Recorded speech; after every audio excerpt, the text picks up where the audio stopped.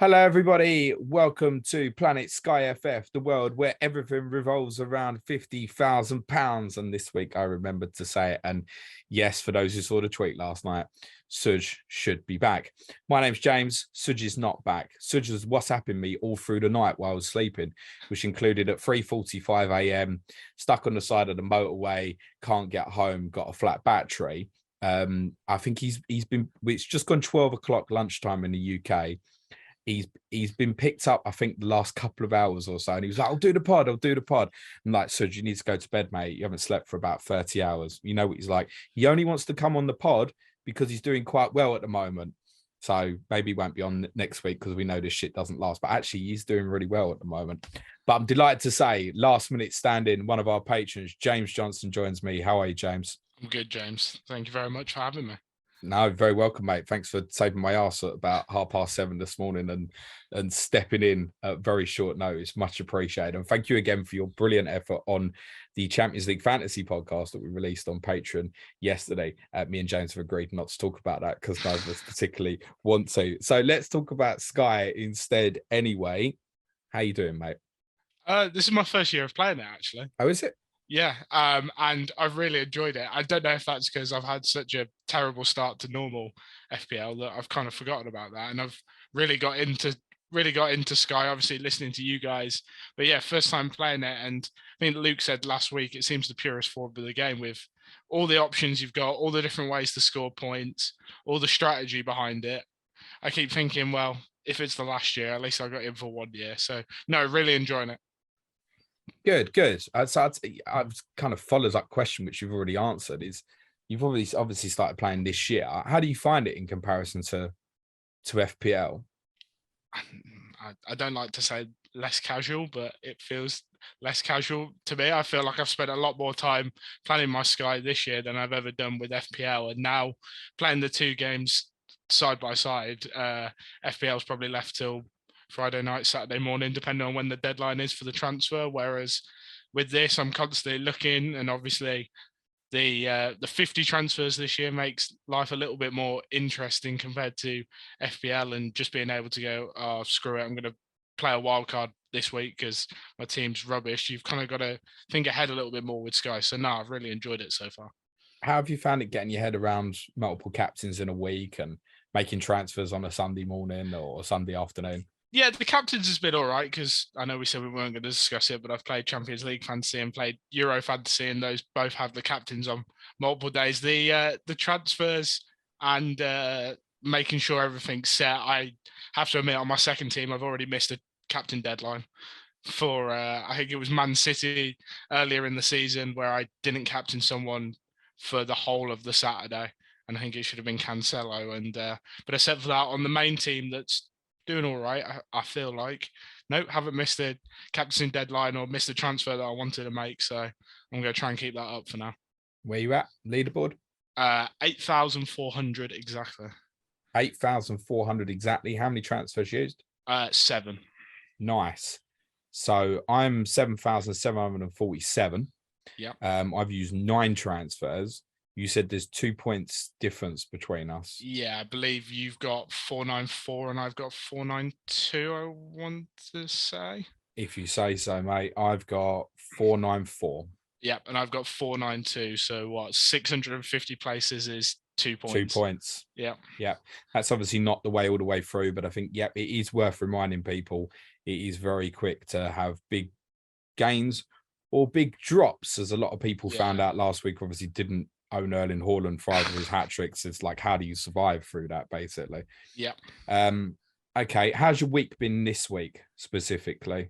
So we're looking at 45 points, which wasn't the strongest. The transfers I made for this week was I took Son and Firmino out because I think there was a bit of rumour that Son wasn't going to start, and with Nunes back, I thought Firmino probably wasn't the best choice.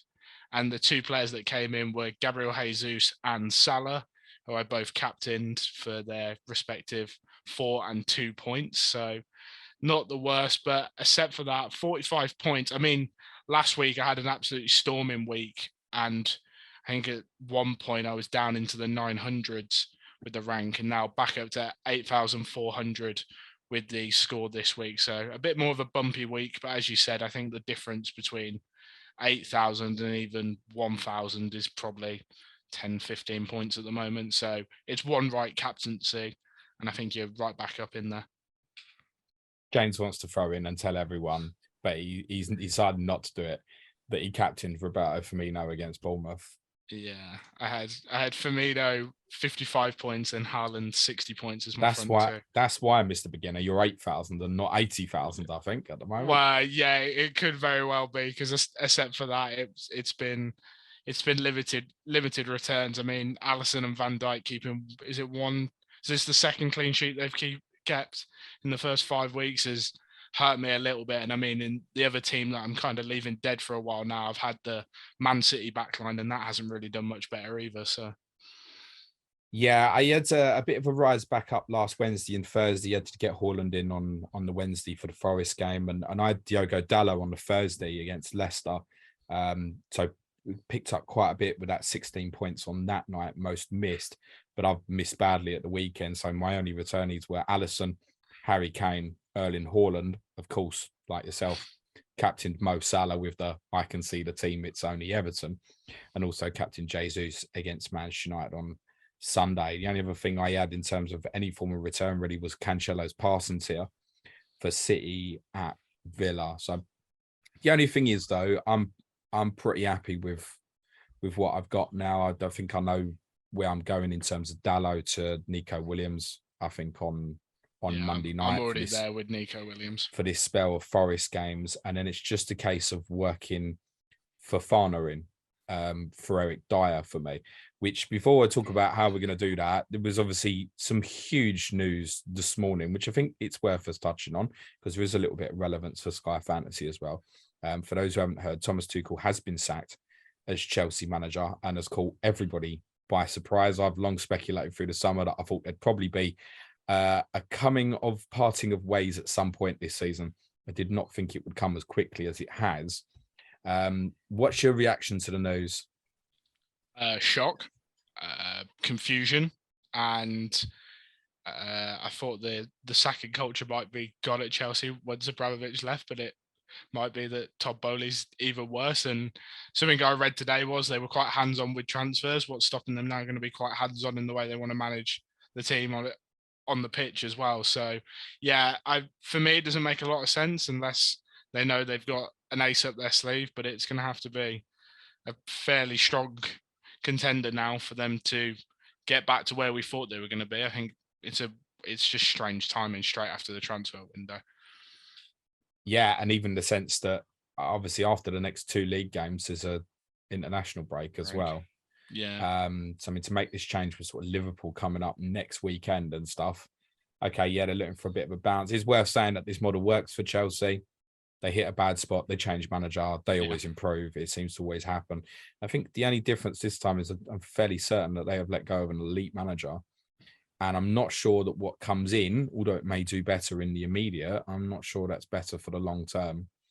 I think Tuchel was historically has fallen out with people at Dortmund, PSG.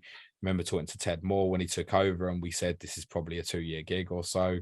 It does appear that there's probably been some sort of falling out. I know the line at the moment is they wanted to make changes upstairs, but I'm not sure whoever they appoint is going to be better. But yet they may do better this season, if that makes sense. That's how I feel. Yeah, I think we discussed it before we started as well. The fact that the transfer window almost looked custom built for Tuchel, bringing back Aubameyang and some of the other moves they made, and they've had one competitive game. And if you believe reports, the decision was made before last night's Champions League game, so he was given one competitive game with that new look team that which they won. Well, yeah, they did. Yeah, some very controversially, but they did win it.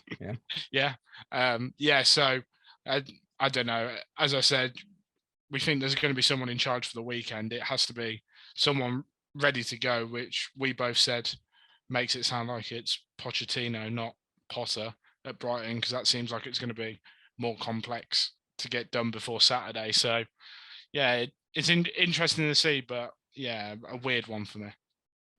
Yeah, look, until we know who that new manager is and we see it on the pitch, it's very difficult to equate to what this means for Sky Fantasy. We could be sitting here in a month and Raheem Sterling and Mason Mount look like incredible Sky options. Who Yeah. knows? It could be that the passing numbers come right down. Obviously, a new manager at the moment it's impossible to say whether he'd want to play a back four or a back three. Yeah. Where are you at with Chelsea assets? Have you got any currently? No, and Fofana was the only one on my radar, but I think it's a hard swerve. I know they've got Fulham as the early kickoff this week, but it just doesn't seem right to me that to bring one in. As you said, you could bring in one of the centre backs, be that Fofana, Koulibaly, and Thiago Silva, and if they go to a back four, one of them isn't playing. Plus, they've still got Azpilicueta, could bring in Chilwell, and there's Cucurella in the background. I think there's just too much uncertainty, and I don't particularly think there's anything further forward in midfield or attack that I'd be looking at the moment. Yeah, I think that's the absolute big thing right now is it could be a back four, and whoever that is may well favour Thiago Silva and Koulibaly. Yeah. Is genuinely a possibility. So diving onto Fofana blind, it doesn't seem the right idea. I must say, as an Eric Dyer owner, who obviously goes to Manchester City this weekend, and there's next to no chance of anything, I was looking at Fofana at Fulham and thinking, should I just make the straight swap? But then you think about it further on and go, okay, yeah, Fofana almost definitely does outscore Dyer this week. But then I've still got Dyer at home to Leicester before Chelsea play Liverpool. Yeah. So then you look at it on the logic, I'm losing a fixture.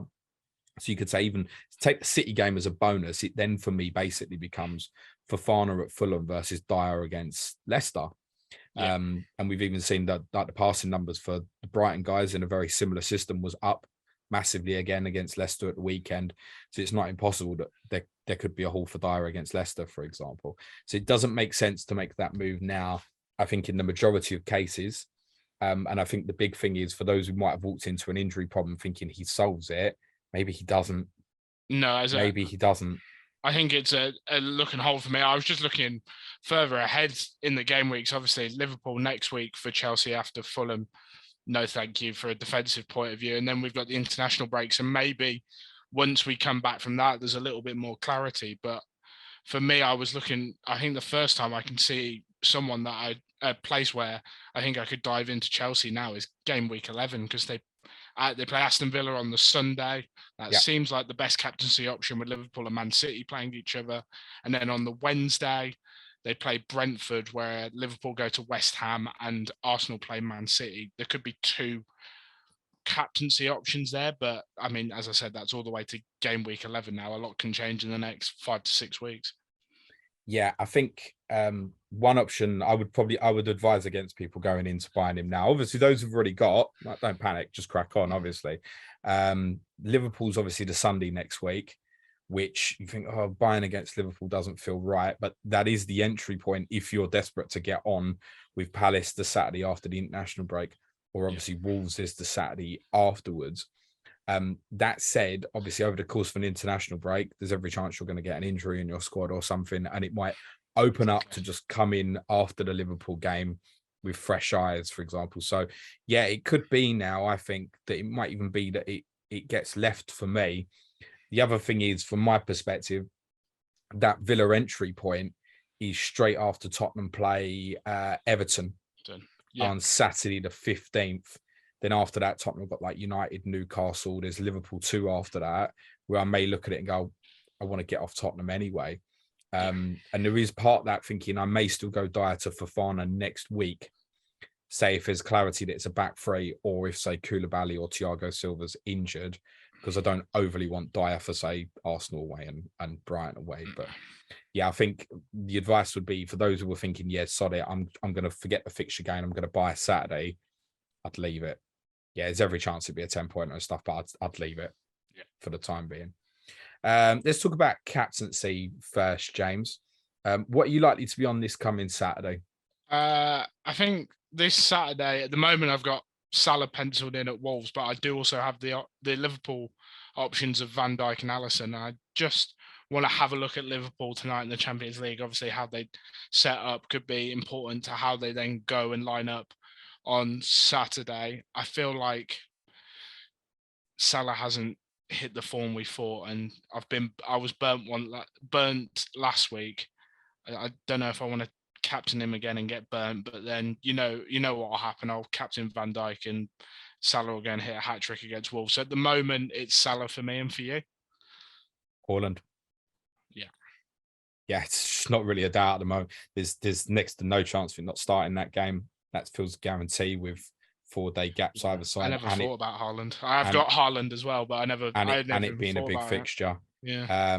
Yeah, look, it's a tough game for Manchester City. I think therefore it almost makes Haaland more attractive than Cancelo. Cancelo will certainly hit the passing tiers, but we think Kyle Walker might miss out. Therefore, I would have confidence in Tottenham potentially scoring at the weekend. I wouldn't have confidence in a stopping Haaland, though, because I wouldn't have confidence in anybody stopping him at the moment.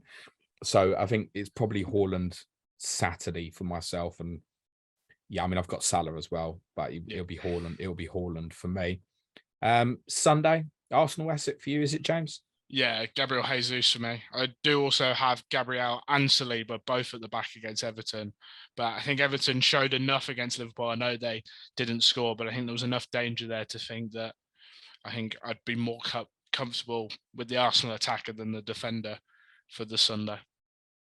Yeah, I think it's probably more a reflection on Arsenal than Everton that, yeah, I would favour Jesus over Saliba as well. It's highly likely Saliba will probably hit passing tier in that game. And there's every chance the clean sheet will come with it. I just think the potential big hole is with Jesus in what's, to be honest, is Arsenal's last good home fixture on paper for quite a while. So I think, yeah, I'll take advantage of that. It'd be Jesus for me Sunday. There are other options, but Palace United, West Ham, Newcastle both feel like really difficult calls. So I think an Arsenal player on Sunday. And what's the Leeds Forest plan for Monday for you, James? So I did last week already for this week for his big 0-point return. I brought Nico Williams in, and I'd seen that he'd been doing well for tackle tier most weeks and looked like he was getting forward quite a lot. So thought I'll have a little bit of that this week against Bournemouth for his 0 points. So I'm the curse of Nico Williams. So he is the only Forest or Leeds asset I have. So captain is on him for Monday night.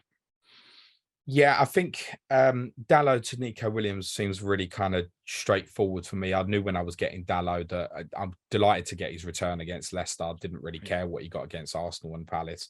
So it's kind of done the job for me, even from the perspective they don't even play till the Sunday, and I've got Man City coming up in a couple of weeks as well. It just feels right to say thank you. I take my little 20 points or whatever I get off him and chain that on with the 4 effective. I realise one of them's not, but 4 effective single game days coming up for Nottingham Forest. Take that in. I had debated, as I discussed with Luke last week, the idea of going Nico Williams and Henderson, which would mean me moving Alisson to Henderson. But I think I've been quite put off by obviously that turn of events against Bournemouth at the weekend that says to me, yeah, just go and get one. I think it will come down to, I don't think there's a lot between the choice. People think, oh, I want one, which one? The answer probably lies in who you're selling. Is probably just as important, to tell you the truth.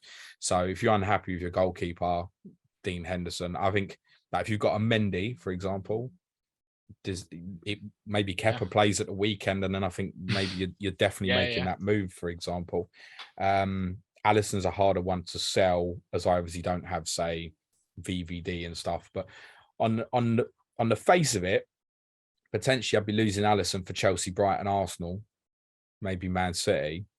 And you'd say, well, yeah, you can lose your player for that. I could go with Henderson right up to the Tuesday, the 18th, which includes their trip to Brighton, and then go back to Alisson for West Ham at home on Wednesday, the 19th, which feels right on the other side of Liverpool's really bad 4.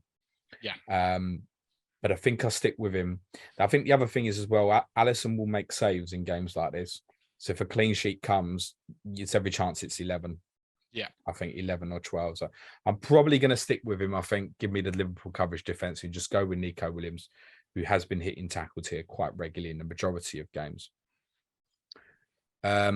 Leeds players, though, there should be some interest. And Tyler Adams, he hit passing and tackles at Brentford at the weekend, which takes some doing, because when you start hitting the passing numbers, you think, well, you've got more of the ball, you're not going to hit the tackles. But actually, he's absolutely destroyed that there at the weekend. 78 passes and 7 tackles for Tyler Adams, who's 7.3. To kind of go on to the top of what I've said previously, there's just a number of players that are a little bbit cheaper in at the 6'8", 6'9" value. Paulinia 6'6" and stuff. That said, I think he's very reasonable. I think he's a better bet right now, in my opinion, than say McAllister. McAllister, yes, on penalties, yes, there'll be a few tackle tiers and stuff. Adams is hitting this every game. He's hitting something. He hasn't missed in a game yet. So, he's working on an average of about 5 per game now, which is more than Paulinia, for example.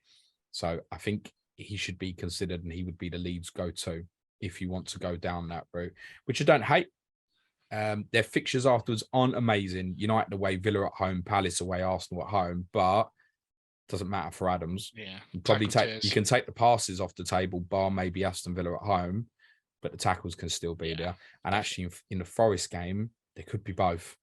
Yeah, definitely. So I think Tyler Adams is a really, really good option. Strack defensively is fine. I'd probably avoid the offensive ones, personally. Some bits of talking points from the game since last Wednesday I wanted to pick out with you, James. So Bournemouth players, we obviously said to ignore. Their numbers were right down again against Wolves in terms of passing tiers. Both Wolves centre-backs hit it again. So too did Moutinho and Neves in the midfield area. But obviously with these fixtures stiffening up now, we certainly wouldn't expect more of them. And actually none of them hit anything against Southampton. Yeah, I was just looking at Southampton on the Saturday. If you've got any Wolves, that's sell, isn't it? Yeah, I'm just looking at Southampton compared to Bournemouth the week before, and it's a remarkable drop-off against Southampton. I'm not sure on what the possession was for Wolves, but that's a real drop-off, especially in passing and in tackling for some of them. I know Wolves won and there's the clean sheet there, but yeah, I think it's a move on now for me. Yeah, game state will be an influence there. Obviously, the fact that we're leading for quite a long time. From Arsenal Villa last Wednesday, 3 tackles for Kamara. We've also had 3 tackles against Manchester City on Saturday. So obviously no returns for him. Yeah. But promising that he's only one off. Yeah. That suggests that they can still be there. I really like him. He's been in my team since the start, and I've held him, and I really do like him. I think even if there's uncertainty around Gerrard, I think Kamara is probably the most assured of that 3 of Louise, McGinn, Ramsey, those kind of players to play in that midfield. So I think no matter what, Kamara would be the one I'd be looking at if you're looking for some coverage there from Villa. Odegaard, Martinelli and Jesus all hit shot tiers in that particular fixture. Jesus has hit shot tier in 2 of his 3 home games for Arsenal so far. An interesting note from City Forest last midweek. Cancelo, 52 passes, played 68 minutes, which is fine. He obviously would have hit the passing tiers had he stayed on for the rest of the game. But he was miles off Kyle Walker anyway. Kyle Walker hit 108 and doesn't normally. And I wondered if that was just an anomaly. Yet you look at the weekend fixture at Villa, 69 for Cancelo, 86 for Walker. So there might be a little bit of a pattern. I think what's happened in those 2 fixtures, whereas that Cancelo's played a lot further forward, Walker's coming in inverted to sit alongside Rodri and stuff. We do, as I said, think Walker may be injured now anyway. So there's every chance that's off the table. What that means that Guardiola will do against Tottenham, I think it's a little bit unpredictable in the sense you presumably move Cancelo to the right and put Gomez at left back.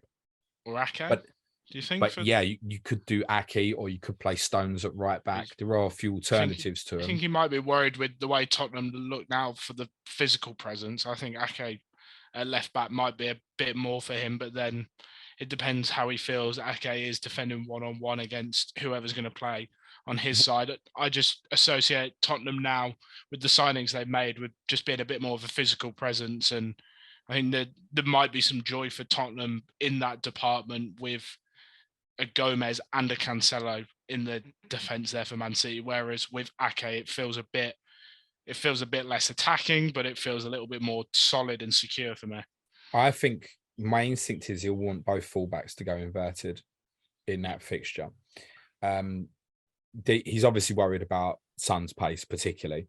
Yeah. on the counter attack, assuming Son comes through the game tonight. Okay, there's been no question of him starting at City because he's got such a powerful record against them historically. And if Walker's unavailable, he knows he hasn't got anything to stop that pace. So I think the thinking will be to stop the source, which is Harry Kane. So you put the two fullbacks into inverted and you close that space. And the problem City have had with Kane is one of the centre backs goes with, and then Son fills the space. So I think the idea of having the three sit in there, almost like a 2-3-5 shape, would mean that the centre backs won't go and press in on Kane, and then they'll be a bit deeper to deal with the ball. Do we think that'll be a change in midfield then for Man City? Because I'm shocked how little we've seen of Calvin Phillips. Maybe Calvin Phillips alongside Rodri just to protect that. You don't think? No. If anything, it probably would add to the idea of Gundogan playing a bit further forward. Would be my best guess. I'd imagine Bernardo would still stay on the right to aid with this control issue. De Bruyne, Foden, Haaland would be my guess. Who the two inverted is, I would think if he wants to do that, there's every chance he'll play Cancelo left back and Stones right back.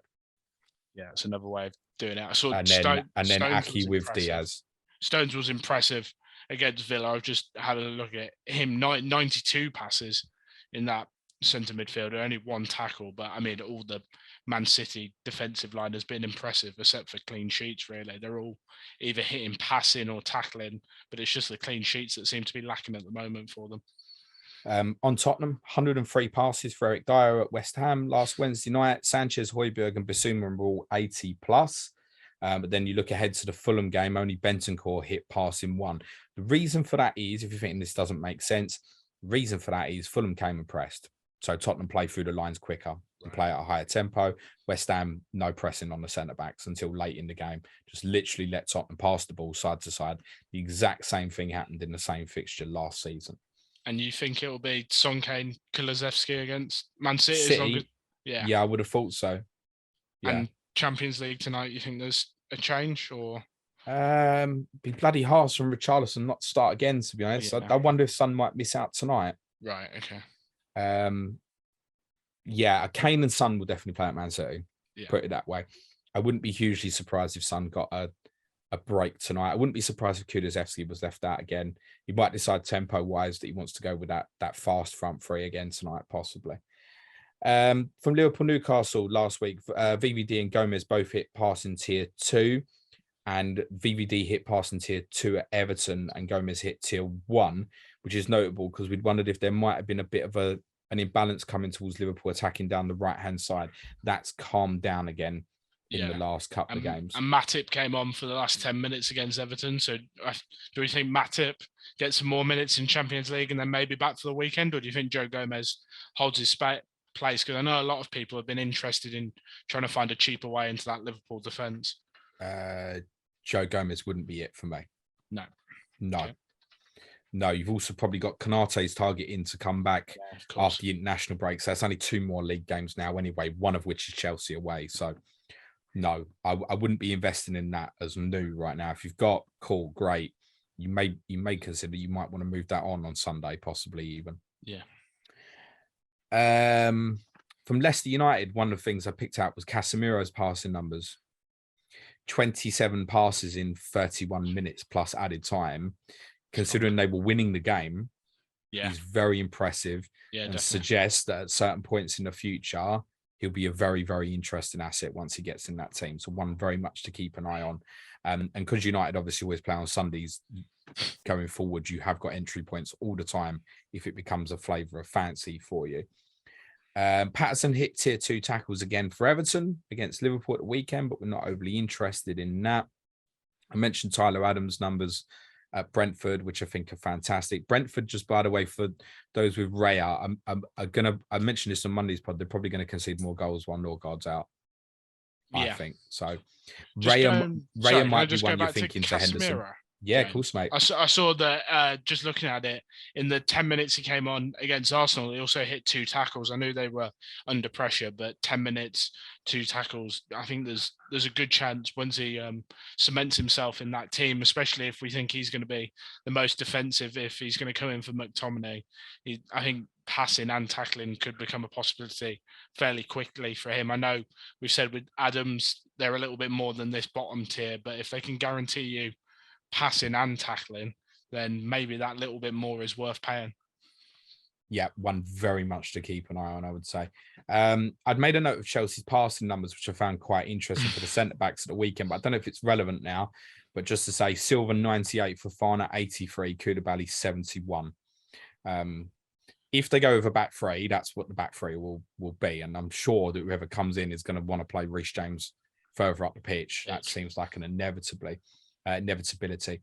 Alexander Isak might be one that people have got a little bit of an eye on. He hit shot tier 1 against Crystal Palace at the weekend, had a one-on-one opportunity. Certainly could have added to the tally that he obviously recorded early against Liverpool. 8.1 is quite an interesting price. Good run of games now as well. They're about to come into a good run, and if you want it, the entry point is Sunday, really. Any thoughts on him? He's one that I was maybe not for Sunday, but now Arsenal games are starting to change. I might look at next week, because then I know it's Bournemouth international break and then Fulham, and I like him as an option maybe to bring Jesus out. I would obviously bring him in Saturday the 17th for Bournemouth, so wouldn't get Jesus's game on the Sunday against Brentford. But I know we said Brentford we think are a little bit weaker defensively without Norgard in there at the moment, but I think he's one that has definitely caught my eye. And I think looking at Bournemouth and Fulham, it's almost staring you right in the face that it becomes an obvious move. But then I presume he goes away with Sweden in the international break, and it could be that one where he comes in, Bournemouth gets injured, and then you're looking at a problem the other side of the international window. But I think he's one that I'm just looking at the structure of my team to be able to move some cash around. Dropping Jesus down to Isak is one that I've got my eye on at the moment. Yeah, I think for those who've got a lot of transfers left and used a couple so far, this is the sort of one I think you really can punt if it's right for you. You've got the obvious entry Sunday. You get West Ham away, Bournemouth at home, Fulham away, Brentford at home, which is Saturday. And then you've got a number of teams you can disappear to on Sunday the 9th before Newcastle then go to Manchester United the following Sunday. They've got Tottenham away, 2 fixtures after that as well. So you can make a case that the fixtures stiffen up a little bit after that Brentford game. So there's certainly 4 for 2s, if you will. And then you're probably getting 2 fixtures wherever you buy before Isak plays again straight after Brentford as well. Could you make the case to possibly be a captaincy option on that Saturday the 1st? I'm looking at Arsenal play Tottenham and Liverpool play Brighton when Newcastle go away to Fulham. Except for that, you've got Chelsea at Crystal Palace. We're not sure about how Chelsea are at the moment. For me, there is some options there, but for people that have punted him, if you really wanted to punt him, could he be a captaincy option for Fulham, you think? Yeah, it could be. They'd appeal a lot more if it was at home, rather than away. But you are right to highlight that Saturday the 1st is not ideal. I think on the face of it, most people who have a Liverpool asset will still go that as it's at Anfield against Brighton. So whether that's Salah, VVD will probably be the most popular. Obviously, Arsenal and Tottenham do play each other. Chelsea go to Palace isn't the most ideal anyway. The 2 Manchester clubs play each other on the Sunday. So yeah, I wouldn't hate it, but I mean, even looking, you might want to invest in West Ham this week. They've got Wolves at home, might be more attractive. Would you even consider if you had someone like Tony in Bournemouth away rather than Isak at Fulham, for example, if you're on that sort of rate? Where would you go for West Ham, James, in your opinion? I'm probably not going to. I know Suj has said that he intends to buy Bowen on Sunday, and it is his team. The only thing I think with that is with West Ham, unlike with Newcastle, you obviously would go this week. With West Ham, you don't need to yet. Again, West Ham keep playing Sundays, bar that Saturday the 1st against Wolves. So I'd probably argue for West Ham another week of info, subject to what you're selling, obviously. Might be worthwhile because I wouldn't be expecting any hauls against Newcastle. And similarly, if you look at that week, Sunday the 18th, obviously with Liverpool going to Chelsea, Arsenal going to Brighton, you've got United at home to Leeds, which most people probably won't have coverage of unless they've got Marcus Rashford. Then do you want to invest in that when Man City's the next game for United afterwards? It might be that just another week worth of information just to check that perhaps Paqueta might not look like a better option, for example. I think would probably be a more sensible play for West Ham. Bowen wouldn't work for me funds wise. For those who it does work for, yeah, love it as a punt. Yeah. How much is Bowen? Do you know off the top of your head? I want to say he's 9.3 or 9.4, James. 9.6. 9.6. It's pricey when he's had one shot on target this season. Has he? Whereas Paqueta that's just come in is 8.1, and I mean, I know they lost to Chelsea, but he did have a shot and 2 tackles in his 83 minutes when I think it's fair to say probably wasn't at his sharpest, or it wasn't West Ham at their best. Yeah, it's 1.5 million saving. I know there's maybe not the explosiveness of Bowen, but even still, 9.6 is quite steep. Well, one of the things I've got in my mind, the back of my mind at the moment, is a little bit more information. Obviously, the plan was to work Dyer to Fofana somehow, but perhaps if I wait till next Sunday after the Leicester game for Tottenham, before Tottenham go to Arsenal and Brighton, is move Dyer to the likes of Rashford or Paqueta on that Sunday for United at home to Leeds or West Ham away to Everton. Is very possible for me if I decide I'm uncomfortable going with Fofana that day, which I suspect I probably will do at the moment. And I do intend to move Dyer on, because one way or the other, that's coming back to Romero rather than sitting with Dyer for me. Nico Williams, 3 tackles against Bournemouth despite the defeat at the weekend, so he was close again. No saves for Dean Henderson. Bournemouth scored with all 3 of their shots on target. Fulham's Adarabioyo and Tim Ream both hit passing tier at Tottenham at the weekend. Shouldn't be overly surprised about this. We did this before about Norwich's 3 centre-backs sitting passing tier at Tottenham last year. Tottenham don't press from the front. If a team wants to take their time on things, Tottenham will let them do it. Paulinho, tier 1 tackles. He won the ball on his goal line that led to Mitrovic's goal. And obviously, having seen him live on Saturday, he's the business.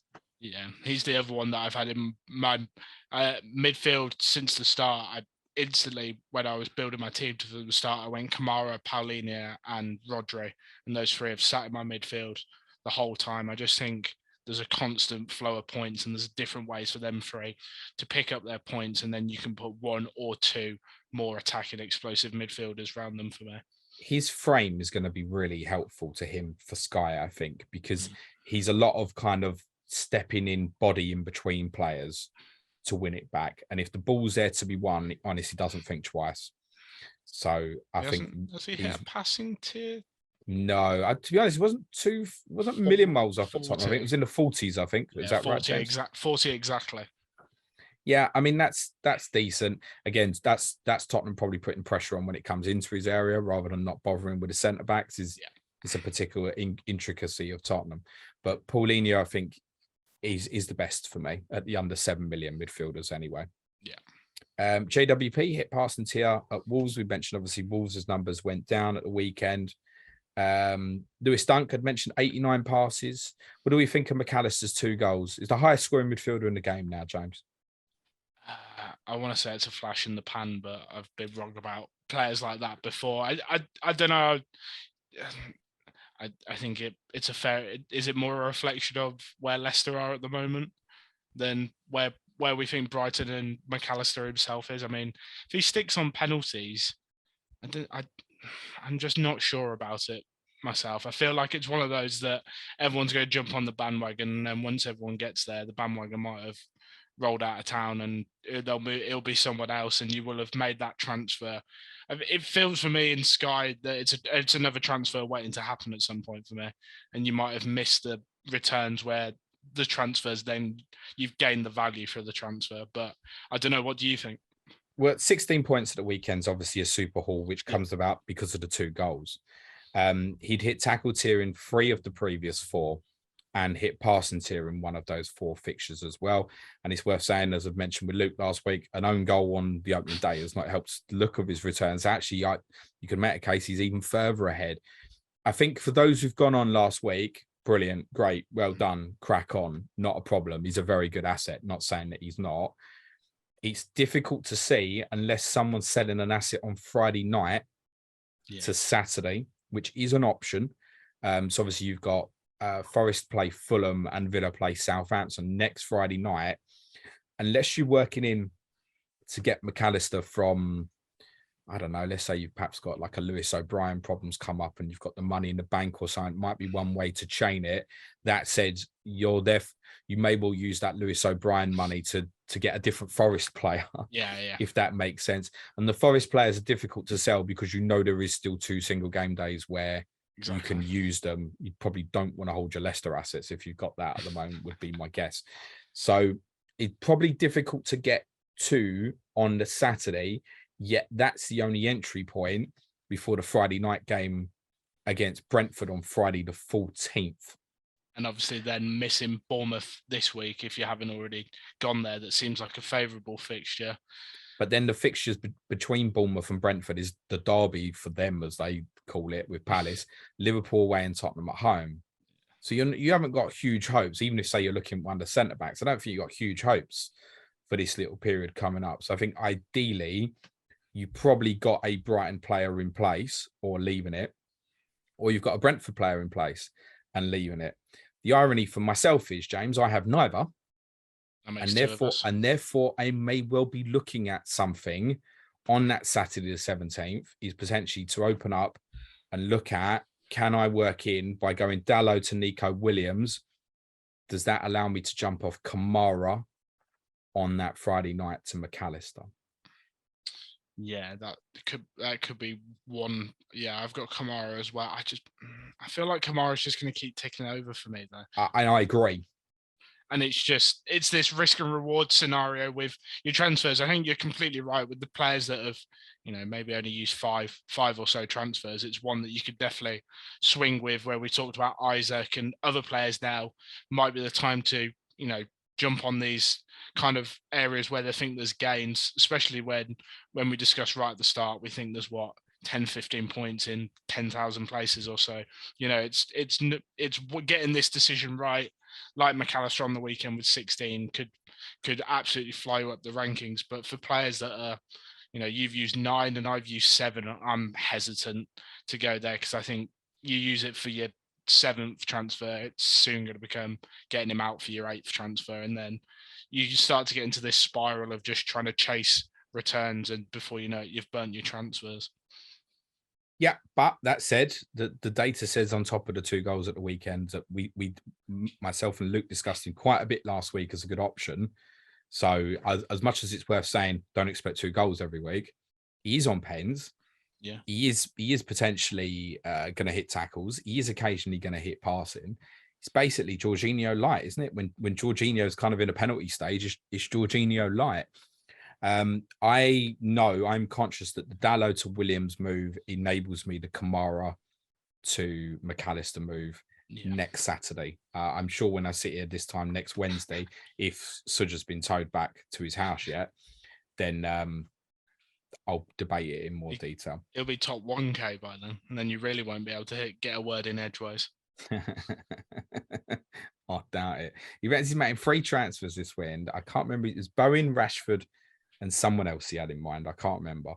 But he was telling me, and all I could hear was the fucking motorway. I was like, go away, mate, honestly.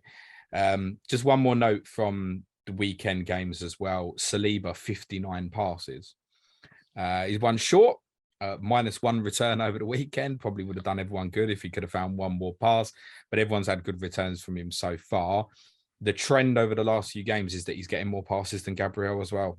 Yeah, I think he was the one I was looking to move to Fofana, whereas now for me with this Arsenal kind of stickier patch coming, I think it'll be Gabriel. With the more value in Gabriel, gives me greater options of where I want to move on. I mean, I've had both Saliba and Gabriel since the start, and I thought Saliba's going to be a problem by now. Ben White's going to move back across or something. But I think you're right. I think at the moment Saliba stays where he is. I know Arsenal now go into that competition on a Thursday night that no one talks about, but it's one of those where I think it's. Who do you support, James? Aston Villa, mate.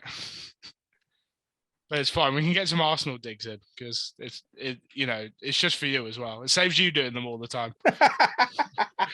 No, but I think Gabriel would be the one that comes out for me, because, as you said, the trend seems to be. I mean, this week against Man United, it was 57 passes and 2 tackles for Saliba, 39 and 1 tackle for Gabriel. I think the saving in what's the difference? About 1.6, 1.7 million.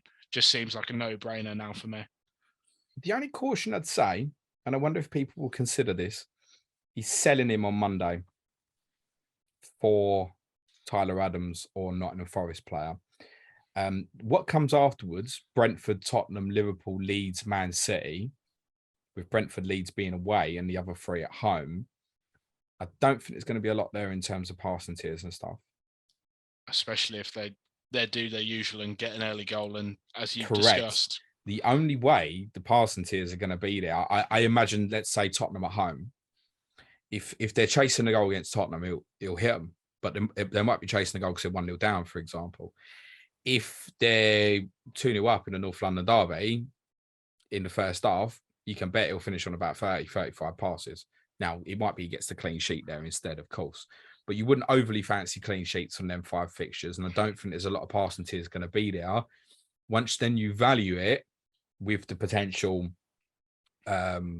say, captaincy from, say, a Nico Williams or an alternative, there is a case to say move that on. You could go if you want, and even if you wanted to come back, miss all that run, taking Nico Williams all the way up to when they play Liverpool Saturday the 21st, which is the game after I mentioned. Obviously, they play Brighton on that Tuesday night, and you can go back to Saliba for Southampton away on Sunday 22nd if you want to miss all those fixtures.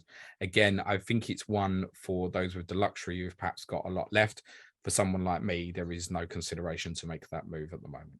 Yeah, I think the one for me was I looked at possibly game week 9. I've got 2.7 million in the bank at the moment, which I feel is a nice healthy amount. The one I looked at was game week 9, keeping Gabriel and Saliba. They played on the Saturday against Tottenham at home, and then on the Sunday, I think that would be a move to man. I mean, I haven't had Cancelo since the start, and I'm just waiting for him to hurt me. I feel like he hasn't done enough damage yet, but I feel like it's coming in. You know, maybe it's not the best game against Man United, but that's that's the entry point that I was looking at, and that this is why specifically I've got 2.7 million in the bank, and I think there'll be more if I do Jesus down to Isak. I'm going to have 3 to 4 million to move around, and I think that's, as I said, every week I'm waiting for Cancelo to score 2 goals and keep a clean sheet and really hurt my rank. I think what we have here, James, in you is new player who understands what he's doing. Well done, mate. Yeah, I mean, on the face of it, you could say, oh, no, just get him out and do it. But no, the right logical step, if you want to try and maneuver Gabriel to Cancelo, is work the money between now and, yes, after Arsenal versus Tottenham to make that move on the Sunday. Right, let's cover off a few of your questions. George Thomas says, can you make a case for Captain Adams, Paulinia and Maddison on those Forest nights and then skipping the Villa one, or would you still go Forest throughout despite them looking ropey? Yeah, I would still go Forest. I think the ideal one, I think, for most people is Dean Henderson, but as I said earlier, it probably comes down to what you're selling is going to be relevant. Yeah, I think. And I think as with this game, you can do one transfer and have the Nottingham Forest cover. There is a possibility that if you already have Maddison, Paulinia and Adams, then you're fine. But you might then be bringing in transfers just for the single days and then thinking, how am I then going to get back out of these players? Whereas you just hold the Nottingham Forest player and you just roll the dice with it every week.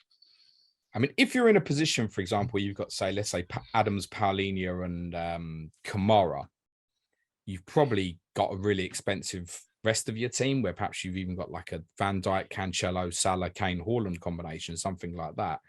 And then you're only missing the Leicester one, in which case it should be really easy to work in the Leicester player on Monday the 3rd.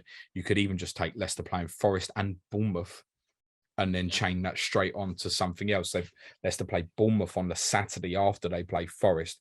It's worth saying Leicester have a really good run of fixtures from Monday the 3rd. Forest, Bournemouth, Palace, Leeds, Wolves. But where do you go? Where do you go from Leicester? I think Maddison would be the best one. And I think it's worth saying that between now and by the time they play Nottingham Forest, there's every chance they'll have a different manager and they might get a bounce and they would be worth looking at. Danny Ward in goal with his 7 saves against Brighton? No. No, I wouldn't be surprised if Everson came into the team soon, to be totally honest. But it's an interesting point because if you take my team as an example, so I don't have any Leeds. but I'm quite high on the potential of Tyler Adams, for example. I do have Paulinho and Kamara as coverage for Friday night, so I don't physically need. The Leicester game I don't have coverage for. Obviously, as and when they play Villa, I've got Kamara again, although I've spoken about this potential Kamara to McAllister move, for example, might leave me short. I think because there are 4 single game days there, it is still the right play to buy one. I really think, like, if you haven't got anything at the moment and people have set their hearts on going Tyler Adams, for example, I think that's great. I genuinely would really consider taking Henderson with. Yeah. Would be my thoughts on that at the moment. And that's part way I've debated taking 2 with me as well. But then if I go to Forest one, the only one where I'm not going to have 2 is if I've got, obviously Monday night, I'll see the teams when I enter. So if I've got a Forest captaincy, I know if they're playing. I'm only going to buy if they're playing. So then the Fulham game and the Villa game, I'm technically covered, although Kamara could go.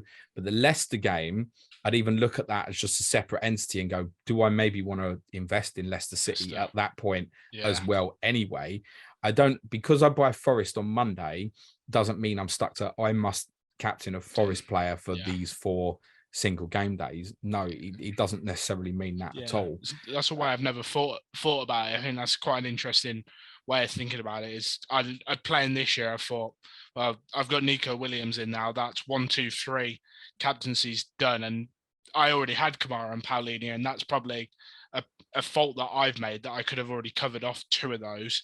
And then maybe just look to bring a Leicester player in to cover off the 3rd one. Whereas now I've got Nico Williams that covers them. But as you said, you could also then invest into Leicester and string it on with their better runner game. So yeah, I think that's an interesting point. Something I didn't really think of as an option. If you get to that Leicester Forest fixture and Leicester still look like they're in the same state then that they look in now, then you just captain Williams or Henderson, or if you've gone Gibbs White, whatever, you just.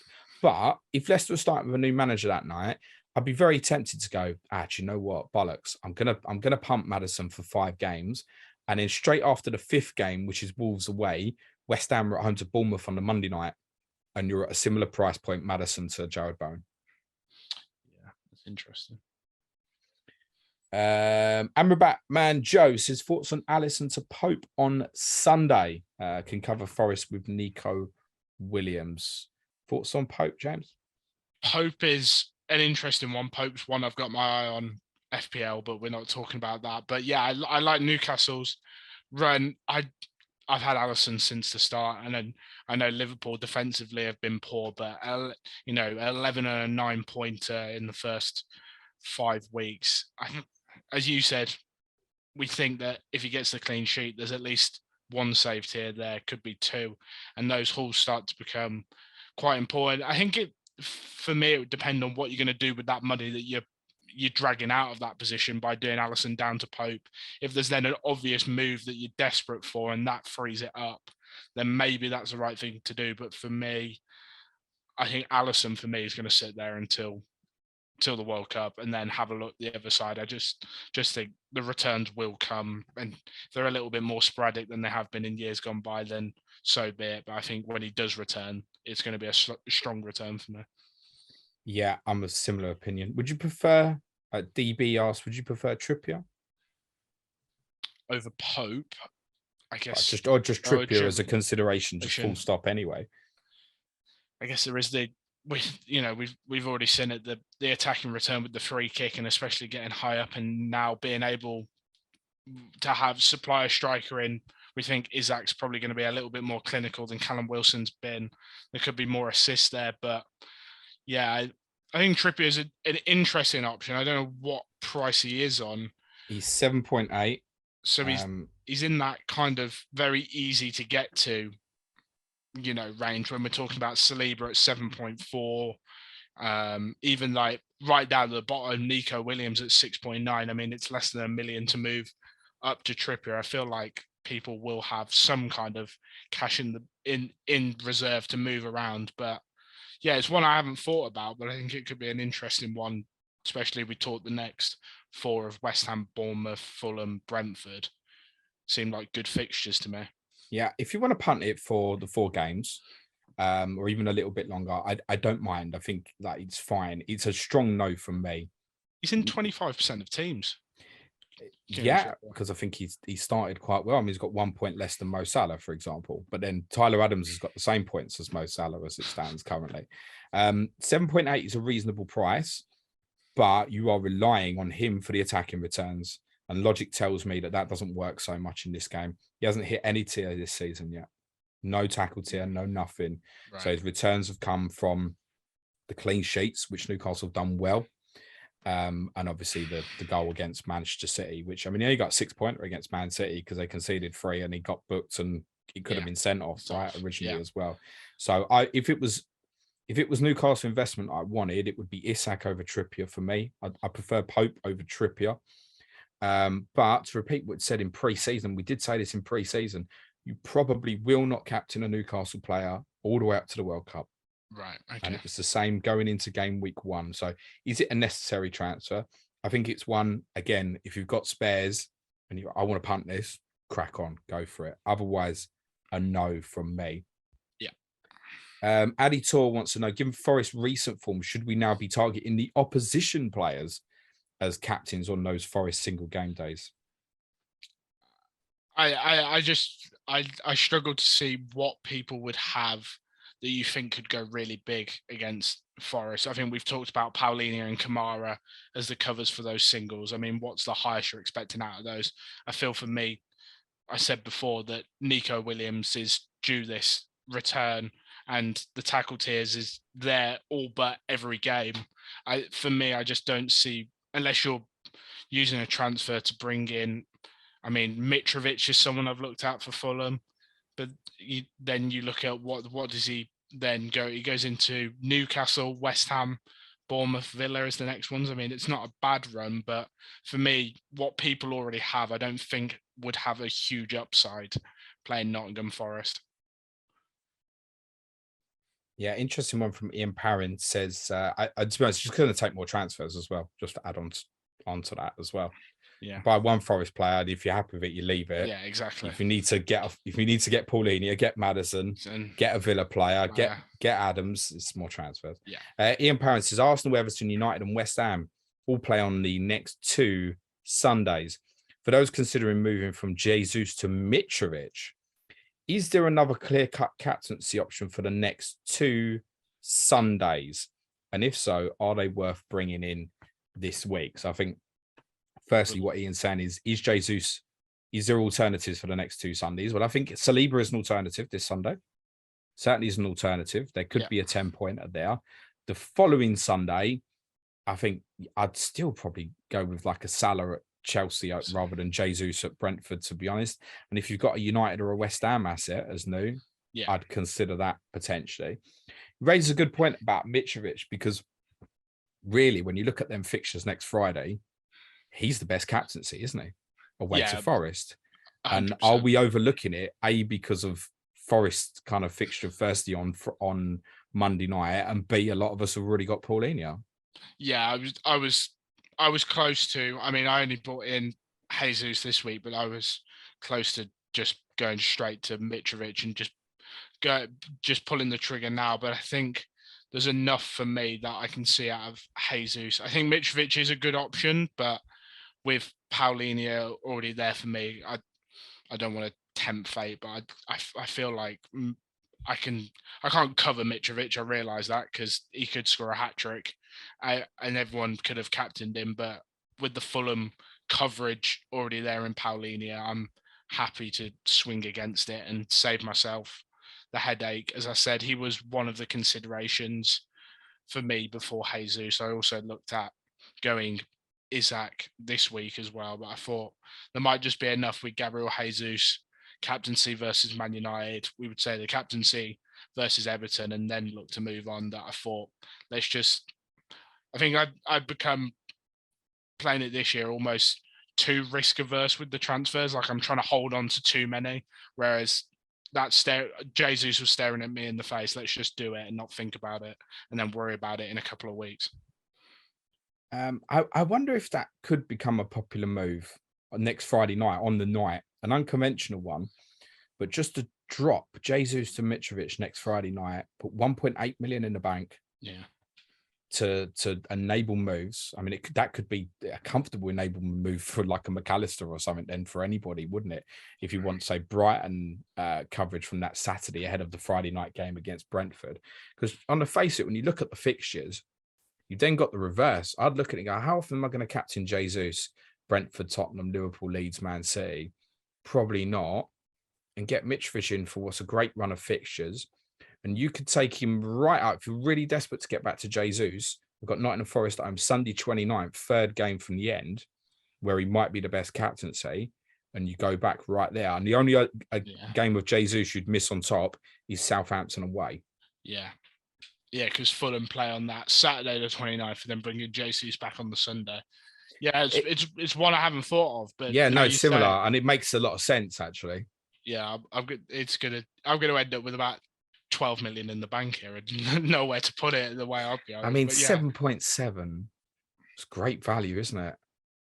Yeah, but then the way I look at it now is I've already done Williams to cover that game, and then I've got Williams and Mitrovic, and I go, well, which one do I want to do well? And then do you start to regret the Nottingham Forest decision? I've already got Paulinho as my Fulham cover. It is one that you could definitely go. And I think for people, as we said, that maybe have been a bit more cautious with their transfers and now trying to punt some to get higher up or improve their rank before we go into this enforced kind of overhaul, it's definitely one to think about. Yeah. Yeah, because what it's got me thinking as well, it's not just Jesus to Mitrovic, because the knock-on effect has to be what's the money in the bank. And what the money in the bank might enable me is a path that I don't currently have, which is that Maddison and Bowen.